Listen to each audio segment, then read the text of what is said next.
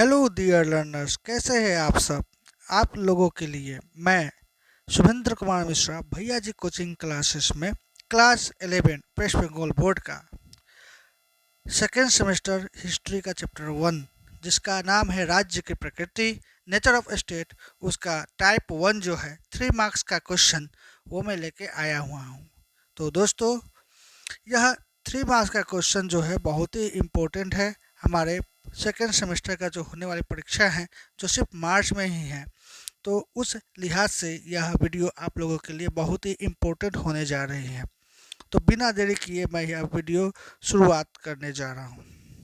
हमारा 3 मार्क्स का पहला क्वेश्चन है, राज्य किसे कहते हैं। राज्य एक संगठित इकाई है जिस पर किसी शासन यानी सरकार का शासन होता है। राज्य समाज का राजनीतिक संगठन है। यह एक स्वायत्त राजनीतिक इकाई है जिस पर उसका वैध केंद्रीकृत अधिकार होता है। राज्य संप्रभु होता है और अपने क्षेत्र पर सर्वोच्च शासन रखता है। हमारा दूसरा क्वेश्चन है, राज्य का आदर्श स्वरूप के बारे में लिखो, यानी राज्य का आदर्श स्वरूप कैसा होना चाहिए। आदर्श राज्य वह है जिसका मुख्य उद्देश्य शिक्षा होता है, राज्य की खुशहाली होती है और राज्य के अंदर सामंजस्य की स्थिति यानी कि एकता का स्थिति बना हुआ होना चाहिए। जहां अधिकांश व्यक्ति शिक्षित हो तथा उन्होंने अपने गुणों पर काम किया हो तथा वहां कोई झगड़ा या अशांति न हो, वह राज्य आदर्श राज्य कहलाता है। मतलब वह राज्य जहां पर सभी व्यक्ति अपने अपने कामों में लगे हुए हो और अपने गुणवत्ता के आधार पर अपने सभी काम किए जा रहे हो, वहाँ सुख शांति हो और वहाँ सभी चीज़ें जो भी हमारे दिनचर्या से रिलेटेड जो भी चीज़ है वो आसानी से प्राप्त हो, वही आदर्श राज्य है। भारत में राज्य की उत्पत्ति के संबंध में प्राचीन अवधारणा क्या थी? तो इसका आंसर होगा, भारत में राज्य की प्राचीन अवधारणा धर्म, नीति और सम्राट की कर्तव्यों पर आधारित थी। राजा को रक्षणकर्ता माना जाता था और उसकी शक्ति को समाज की भलाई के लिए आवश्यक समझा जाता था। हमारा नेक्स्ट क्वेश्चन है, ऋग्वैदिक काल में भारत में राज्य की उत्पत्ति किस प्रकार से हुई थी। ऋग्वैदिक काल में भारत में राज्य की उत्पत्ति परिवार से हुई थी। परिवार को कुल कहा जाता था। कई परिवारों के समूह ने मिलकर ग्राम बनाया जिसके मुखिया को ग्रामणी कहा जाता था। कई ग्रामों के समूह को विष कहा जाता था। कई विषों के समूह ने मिलकर जन बनाया। राजा जनजाति का शासक होता था। इस प्रकार ऋग्वैदिक काल में जो है परिवार समाज की उत्पत्ति होती है। ऋग्वैदिक काल में सामाजिक संरचना कैसी थी? तो ऋग्वैदिक समाज पितृसत्तात्मक था। मतलब ऋग्वैदिक काल में समाज में जो भी परिवार होता था उसमें पिता का महत्व ज़्यादा होता था।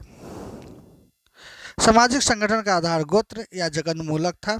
समाज की सबसे छोटी एवं आधारभूत इकाई परिवार या कुल थी। इसका मुखिया पिता होता था जिसे कुलप भी कहा जाता था। पितृसत्तात्मक समाज के होते हुए भी महिलाओं को यथोचित सम्मान प्राप्त था। अब देखिए, इसमें एक जगह लिखा हुआ है कि कुलप कहा जाता था। तो क्वेश्चन आ सकता है कि कुलप कहने से आप क्या समझते हो। तो आपका आंसर भी कुछ इस प्रकार से होना चाहिए कि ऋग्वैदिक समाज में समाज जो था पितृसत्तात्मक था। इसमें सबसे छोटी इकाई परिवार थी। परिवार का मुखिया पिता होता था जिन्हें कुलप कहा जाता था। तो आप इस तरह से इस क्वेश्चन को भी लिख सकते हैं। हमारा नेक्स्ट क्वेश्चन है, वैदिक काल में राजनीतिक संरचना क्या थी? वैदिक काल की राजनीतिक व्यवस्था राजतंत्र की ओर स्थानांतरित हो गई थी। अब राजा जनपद नामक भूमि के एक क्षेत्र पर शासन करता था। राजा ने एक सेना बनाए रखना शुरू कर दिया और नौकरशाही भी विकसित हुई। राजत्व को दैवीय चरित्र का दर्जा दिया जा रहा था और यह काल राजा की अवधारणा के उद्भव का भी गवाह है। हम अपने नेक्स्ट क्वेश्चन की तरफ बढ़ते हैं। ऋग्वैदिक काल में महिलाओं की स्थिति कैसी थी? ऋग्वैदिक काल में महिलाओं की स्थिति बहुत अच्छी थी। उस समय महिलाओं को समाज में बहुत सम्मान दिया जाता था। उन्हें घरेलू और धार्मिक अनुष्ठानों में भाग लेने की अनुमति थी। महिलाओं को अभिव्यक्ति की पूरी आज़ादी थी। वे धर्म शास्त्रार्थ में पुरुषों की तरह ही भाग लेती थी। महिलाओं को उपनयन संस्कार कराया जाता था। 16 साल की उम्र के बाद महिलाओं को विवाह करने और अपने जीवन साथी चुनने का भी अधिकार प्राप्त था। बाल विवाह, सती प्रथा और पर्दा प्रथा जैसी कुरीतियां नहीं थी। विधवा पुनर्विवाह की प्रथा थी। महिलाओं को स्वयंवर करने का भी अधिकार प्राप्त था। ऋग्वैदिक काल में राजा की स्थिति कैसी थी? राजा वंशानुगत होता था, लेकिन जनता उसे हटा सकती थी। राजा को कर वसूलने का अधिकार नहीं था। जनता स्वेच्छा से उसे भाग दे देती थी, जिससे उसका खर्च चलता था। राजा को सामाजिक व्यवस्था का संरक्षक और राष्ट्र का रक्षक माना जाता था। राजा अपने धन को अपने साथियों के बीच बांटता था। पराजित कबीला भी विजयी राजा को भेंट दिया करता था। ऋग्वैदिक काल में न्याय व्यवस्था कैसी थी? ऋग्वैदिक काल में न्याय व्यवस्था के लिए दो राजनीतिक निकाय थे, सभा और समिति। सभा में ब्राह्मण और धनी संरक्षक शामिल होते थे। यह बुजुर्गों की परिषद होती थी। सभा में न्यायिक मामलों पर चर्चा होती थी। समिति राजनीति की नियमित परिषद होती थी। समिति में राजा भी शामिल होता था। समिति का मुख्य काम राजा का चयन करना होता था। राजा ही सर्वोच्च न्यायाधीश होता था। हमारा नेक्स्ट क्वेश्चन है, उत्तर वैदिक कालीन सामाजिक जीवन का वर्णन करें। उत्तर वैदिक काल में सामाजिक व्यवस्था का आधार वर्णाश्रम व्यवस्था ही था, लेकिन वर्ण व्यवस्था में कठोरता आने लगी थी। वर्णों का आधार कर्म पर आधारित न होकर जाति पर आधारित होने लगा था। समाज में अनेक धार्मिक श्रेणियों का उदय हुआ, जो कठोर होकर विभिन्न जातियों में बदलने लगी। इस काल में व्यवसाय आनुवंशिक होने लगे। हमारा नेक्स्ट क्वेश्चन है, उत्तर वैदिक काल की राजनीतिक व्यवस्था का वर्णन करें। उत्तर वैदिक काल की राजनीतिक व्यवस्था राजतंत्र की ओर स्थानांतरित हो गई थी। अब राजा जनपद नामक भूमि के एक क्षेत्र पर शासन किया करता था।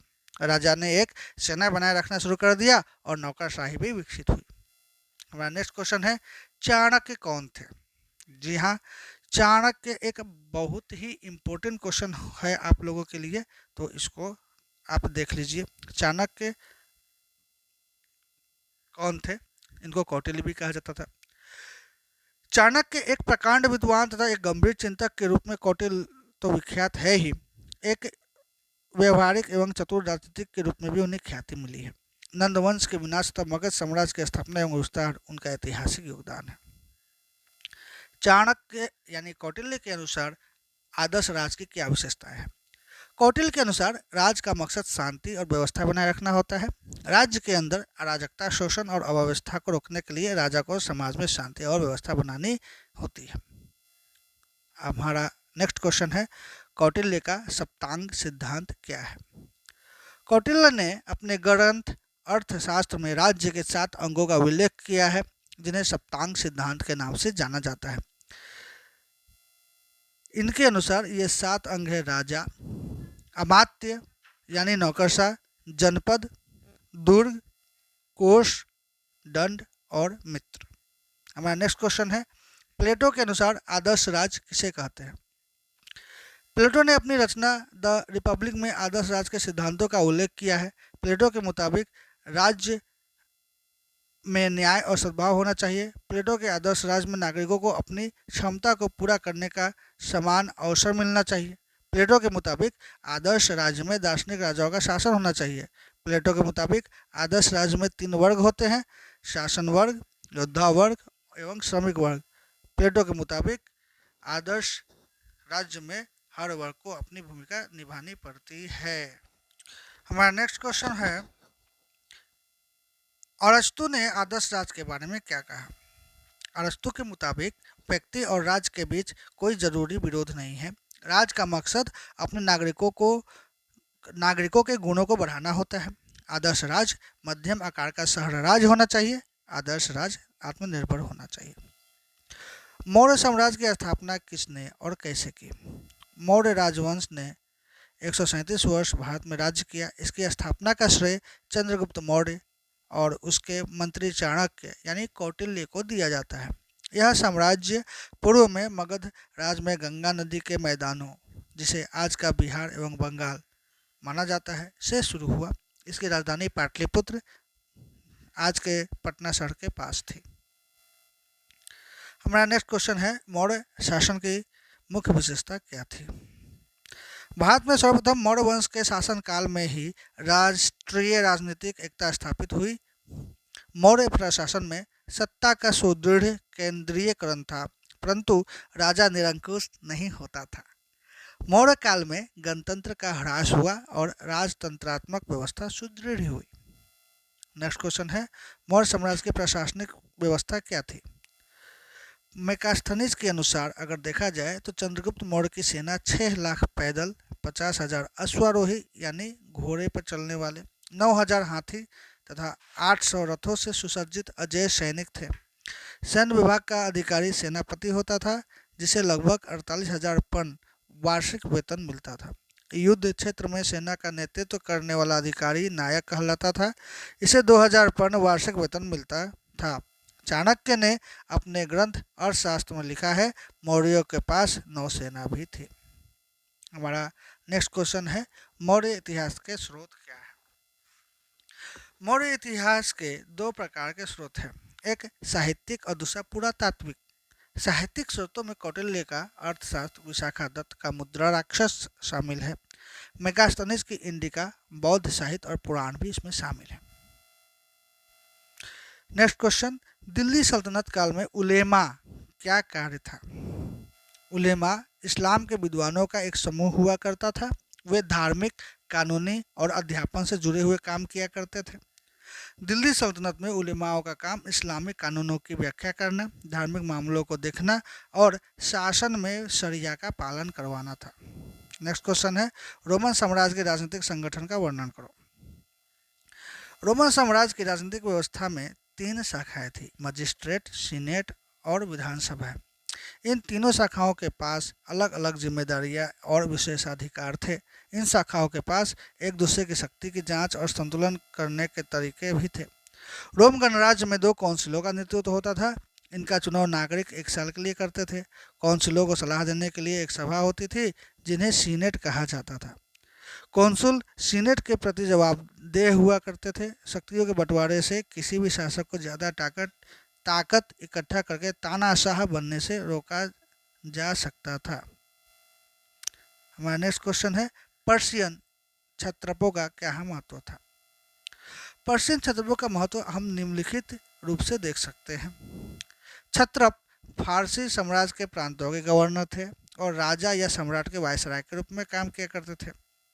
क्षत्रप अपने शासन के जिले में रहने वाले लोगों पर शासन किया करते थे। क्षत्रप सर्वोच्च न्यायिक प्राधिकारी हुआ करते थे और मामलों का निपटारा किया करते थे। क्षत्रप कर एकत्र करते थे और कानून व्यवस्था बनाए रखते थे। मनसबदारी प्रथा क्या थी? मुगल काल में प्रचलित एक प्रशासनिक प्रणाली थी। इसे मुगल बादशाह अकबर ने शुरू किया। इसे व्यवस्था के तहत मुगल साम्राज्य के सभी अधिकारियों को मनसब का दर्जा दिया गया। मनसब शब्द अरबी भाषा से लिया गया है, जिसका मतलब होता है पद या रैंक। इस व्यवस्था में पद, सैन्य जिम्मेदारियां और वेतन व्यवस्था पद के मुताबिक तय की गई थी। इक्तादारी व्यवस्था क्या थी? इक्तादारी व्यवस्था दिल्ली सल्तनत में भूमि वितरण और प्रशासन की एक अनोखी प्रणाली थी। इसकी शुरुआत शम्सुद्दीन इल्तुतमिश ने की थी। इस काल में राजस्व संसाधन सुल्तान और उसके सामंतों के बीच वितरित कर दिए गए थे। जिन क्षेत्रों का राजस्व सीधे सुल्तान को जाता था वे खालिसा कहलाए, जबकि जो क्षेत्र सामंतों के बीच बांटे जाते थे उन्हें इक्ता कहा जाता था। इसी से इक्तादारी प्रथा का जन्म हुआ। तो इस तरह से हम देख सकते हैं कि लगभग 25 क्वेश्चन जो 3 मार्क्स का कुछ इम्पोर्टेंट क्वेश्चन का संग्रह मैंने किया है। आप लोगों के लिए मैं जल्द ही नेक्स्ट वीडियो लेके आऊँगा, जिसमें टाइप 2, इस वीडियो में हम लोगों ने टाइप 1 3 मार्क्स का क्वेश्चन का जिक्र किया था। नेक्स्ट वीडियो आपके लिए टाइप 2 जो 4 मार्क्स का क्वेश्चन वाला होगा।